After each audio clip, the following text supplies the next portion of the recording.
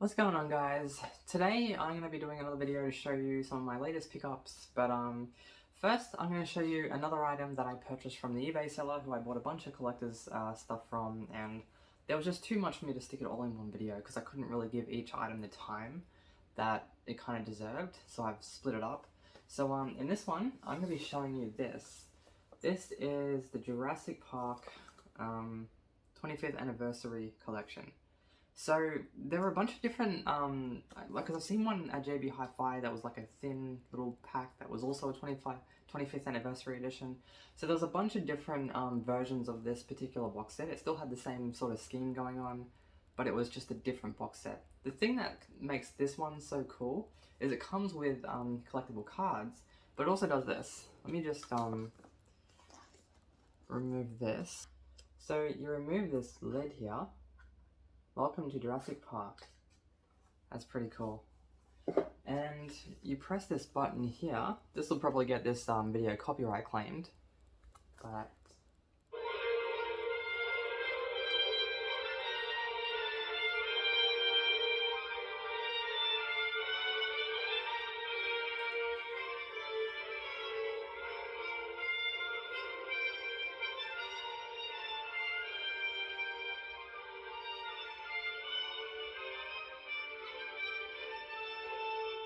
oh god, literal chills. Every time I listen to that, I just get chills. Like, so much nostalgia. I was too young. I think this came out when I was like 3 years old or something, but it makes me think of popcorn and the cinemas and just the whole atmosphere there. You know, going to see a big blockbuster. That's what that music reminds me of. And I don't know where that comes from, but just it gives me chills because the cinemas was my happy place growing up. You know, I always looked forward to going to the cinemas. So yes, it comes with these cards, a digital code which doesn't work. If anybody lives in Britain, I think that's where this is from. There's some codes for you to try. I already have all of the digital copies anyway, from when they actually gave you codes with Australian releases. But yeah, here's some cards that it comes with.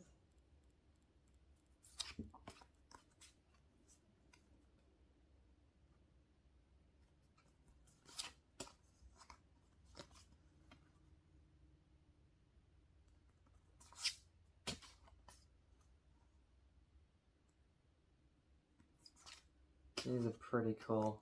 I love because I mean, when you watch a film, you don't really get to appreciate everything that's gone into it. A lot of people just watch the movie. They don't see that this whole world here, this was created. You know, people created that. It's just amazing. And then we have the movies themselves in this little pack thing here. And there's a nod to the first film. I love that close-up picture. That's what I loved about Spielberg's film, is the way he shot it. I can't remember the format, but it was it's a wider picture than they've used for the newest films, and what it really gave it was it allowed you to really see how enormous these dinosaurs were. You know what I mean? It's just like there was more picture to show that, like the size difference between its surroundings, the people, and the dinosaurs. That's something I noticed when I was re-watching these, was they've used different sizes, aspect ratios.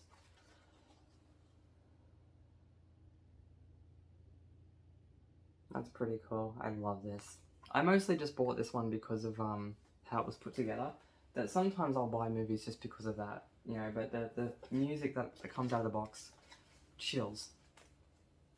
Now onto some stuff I got from eBay. I bought a few Britney Spears 45 RPMs.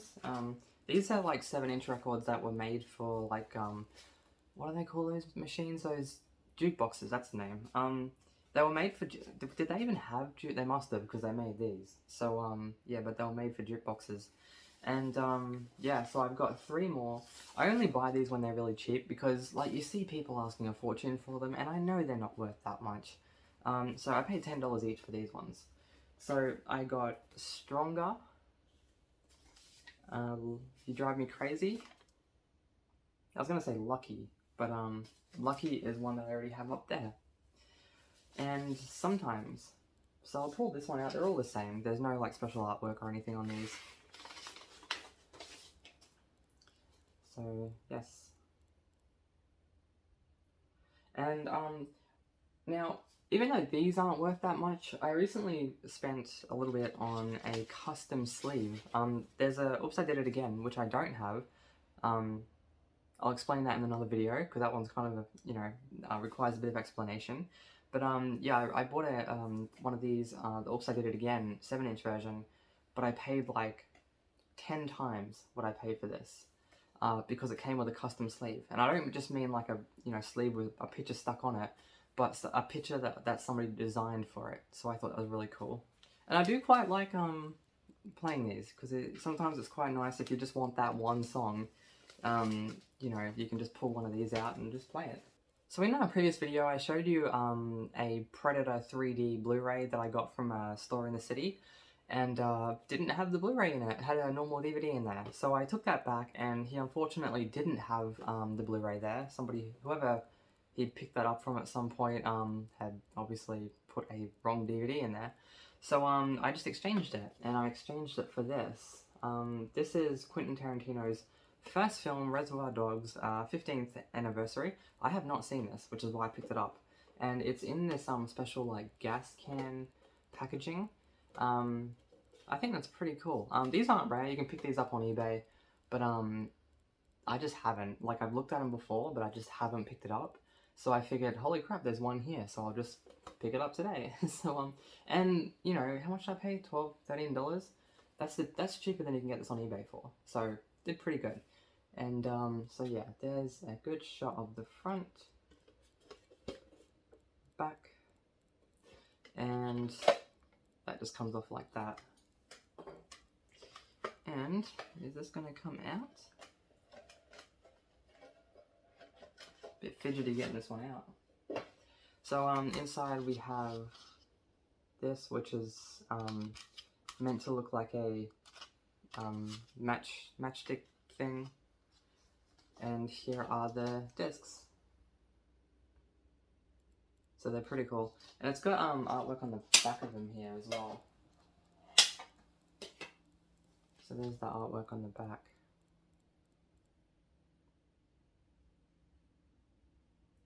I like how they've got that underneath it, so it still, has matches in it. So yes, I will definitely, I might actually put this one on when I finish this video, because I'm really keen to watch this. Because I recently watched Pulp Fiction for the first time for an assignment, and loved it. I've watched it 3 times already. I loved it. It's one of those movies that I'm just like, why have I not seen this before? Growing up, I heard about Pulp Fiction. I didn't realize it was a movie until maybe like 7 years ago, when I first found out it was an actual movie. It wasn't just like some random phrase that people were using. And from Amazon, some more of my order came. I've only got one more thing coming. The next thing I ordered was this. This is the Jaws, what is that? The 45th anniversary limited edition.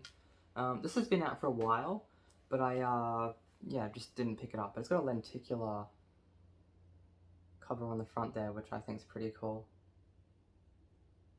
And yeah, there's the back of it. And we'll grab this out. It comes with this book.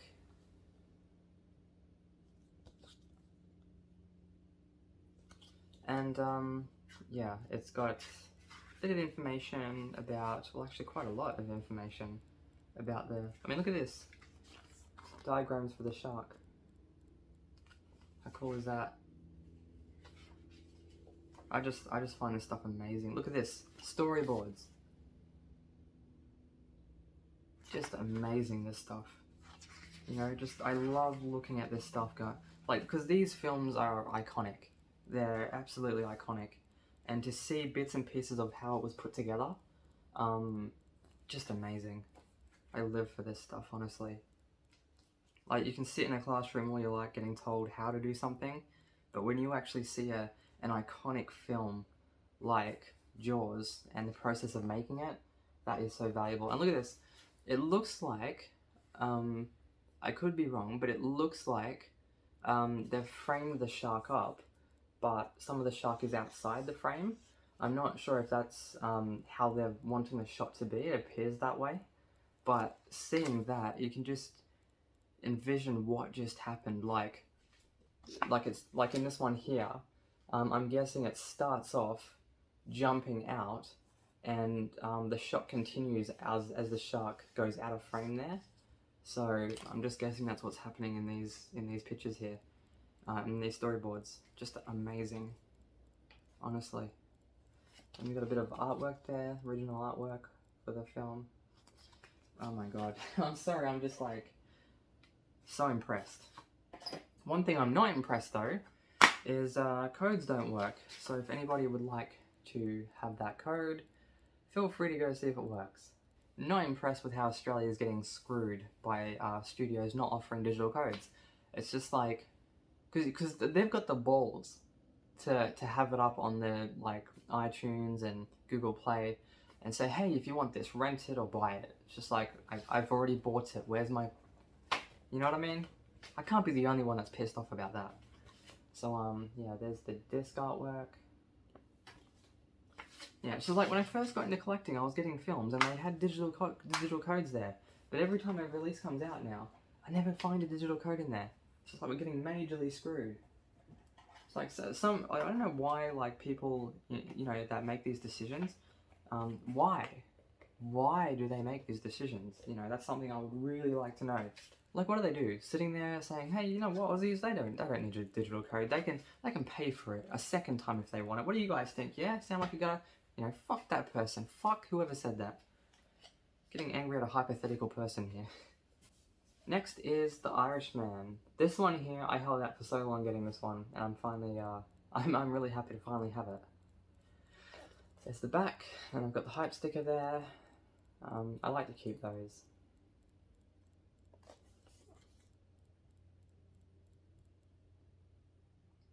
So, yeah, I've already watched this. When this was on Netflix, I watched it 3 times. And this is what, like a 2.5, 3 hour movie, something like that? That should tell you how good this is. I watched it 3 times. And we have a book. I Heard You Paint Houses. So this is basically a description of the film and the process it took to put it together. I'll definitely be reading this. I didn't realize it was about that. That's amazing. I'm going to read that later. So there is Al Pacino. On the front is Robert De Niro. I had to think about these old dudes, man. I can't remember a lot of their names. I struggle to remember my own name sometimes, and that's not a lie. Sometimes I dead name myself. And this dude here is, I have no idea what his name is. He's from Home Alone, that dude. That's how I know him. So, yeah, he is a really good actor, but he is one of those people I know by face, not by name. Which kind of sucks, because he's a really good actor. And there's the inside. So these are 2 very good movies that I now have in my collection. And finally, we have 3 of the recent Imprint releases. We have numbers 35, 36, and 40. The reason I didn't get 35, 36, and 37 is because I picked out the 3 films that I actually wanted to watch the most. Because I'm buying these 3 this fortnight. Well, I'm actually buying another one tomorrow because they have a sale on, 20% off. And they have this thing where I can go back there and I can get a refund, 20% refund on these ones. Because if they do a price match if you buy them, and then they start a sale on like the next day or within a week or something. I don't know how long it takes. But you can go back there and you can still get that 20% discount. So I'm going to go back there tomorrow, get the 20% discount, and pick up another Imprint title, which after the discount, like the refund that I'll get, it's only going to cost me like $7 as opposed to the $30 that these originally cost. So that's pretty cool. So number 35 is Let It Ride. This dude here, I know him from Red. I think, was it Red or Red 2? I think it was Red 2 actually. What's his name? Richard Dreyfuss. In Red 2, I think he played the, that like, who was he? Like the gun dealer or something? Not entirely sure. He's some type of dealer, like making shady deals. But yeah, look at this slipcover. That's pretty cool. And this is basically about this dude who's a big gambler. And at the start, it's so funny at the start of the film. They're in like a Chinese restaurant, and he basically starts having an argument with his wife about, you know, like it was bad luck for her to touch his Chinese cookie, fortune cookie, and so that he wanted to swap with her, so he got her one, and she was like, "That's a load of bull." And he like turns to this guy at another table for backup, and the other guy backs him up. And then the other guy's wife starts arguing with him, and then it's just a ricochet effect. The whole restaurant starts arguing. Like all these different couples at different tables start arguing about fortune cookies. It's hilarious. I think I'll save that. Take another one. Here, take that one. No, I'll take the other one. You ruin that one. I'll take this one over here. How did I ruin it? Well, you touched it. See, when you touch it, it's not my fault. I didn't open it. I just I know you touched didn't it. open it, but you touched it, and when you touch it, So it what? shows the This fortune. is the one that's It means pointing that to you. it's your... It doesn't mean... How do you know what it means? Hey, there are rules. Just follow the rules. What are these? Are the international rules of fortune cookie taking? They are. Yes, would you want me to lose my temper? Excuse me. Take this Excuse one. me. No, Excuse me. Sorry. Would you mind telling my wife what happens when you touch another person's cookie? It's no good anymore. See? Who the hell is this guy? I never heard that. What? You see, you have to open the cookie. That's not true. Oh, yeah, then it's your fortune. No. You gotta open it. What are you, an authority? Shut up and eat your dinner. Cookie. No, you gotta eat it. If you don't eat it, it doesn't count. No, you can't touch Believe it. this. It's only a cookie. It is not just a cookie.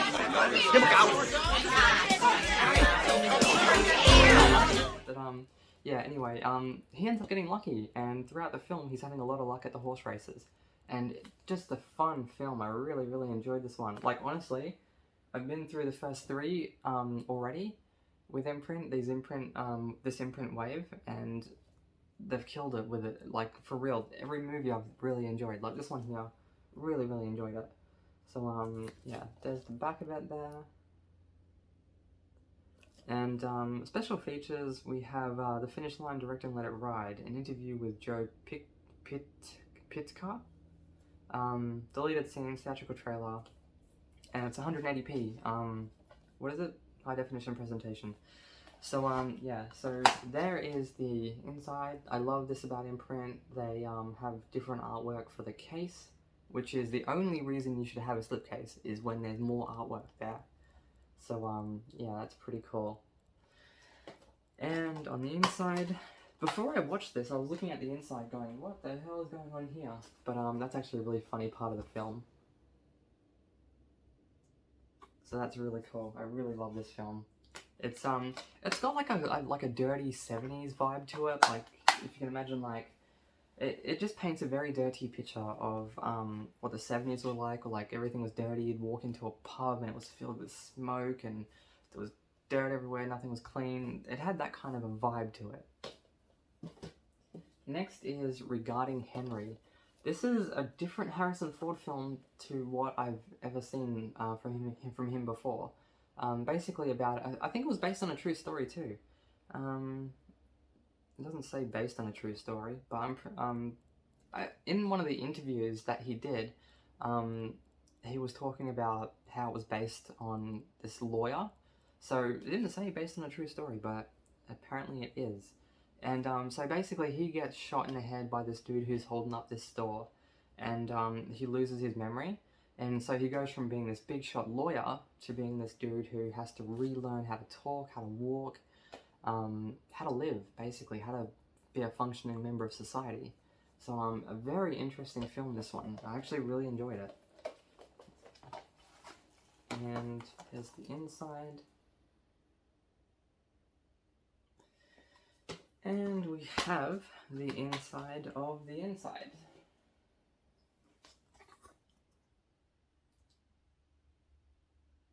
It's really funny about that puppy.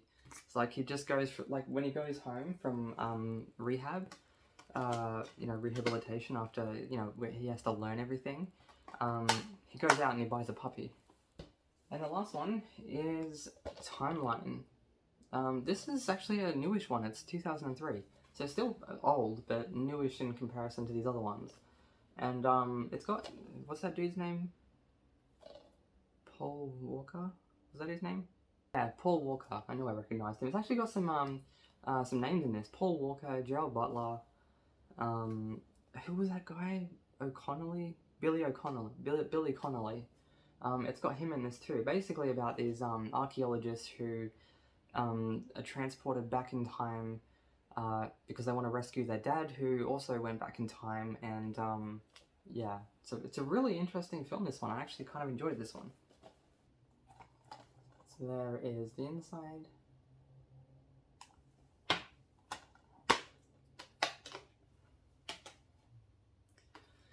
And the inside of the inside.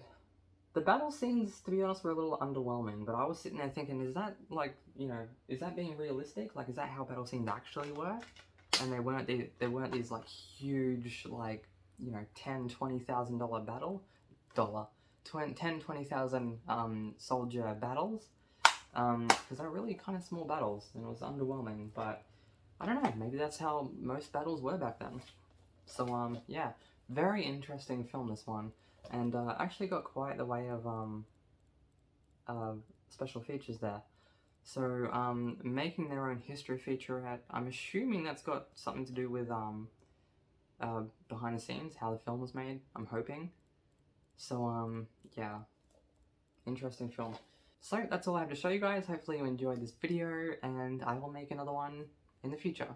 Until then, ciao for now.